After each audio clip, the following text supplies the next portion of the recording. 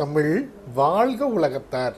நான் உங்கள் அன்பு தோழன் மூவேந்திர பாண்டியன். நாளொரு திருக்குறள் வரிசைக்காக இன்று நான் உங்களை இன்முகத்தோடு வரவேற்கின்றேன்.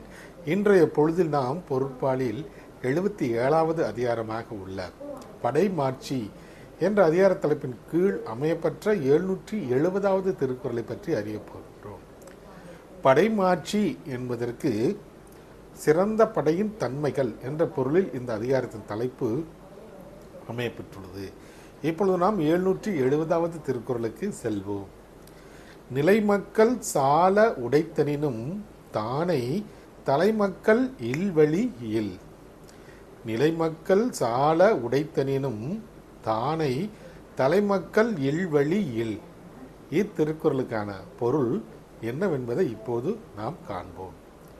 மன உறுதியினை உடைய வீரர்கள் நிரம்ப கொண்டிருந்தாலும் கூட ஒரு படைக்கு தலைவன் இல்லாமல் போனால் போரிலே வெல்ல முடியாது என்பது இத்திருக்குறளுக்கான பொருளாகும்.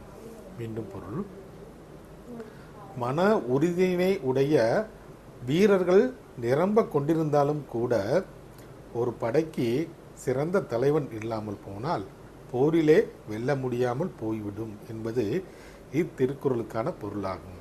ஆம் தோழர்களே, வள்ளுவரின் வழியினை பின்பற்றி நாமும் வாழ்வில் எப்போதும் வெற்றியை காண்போம்.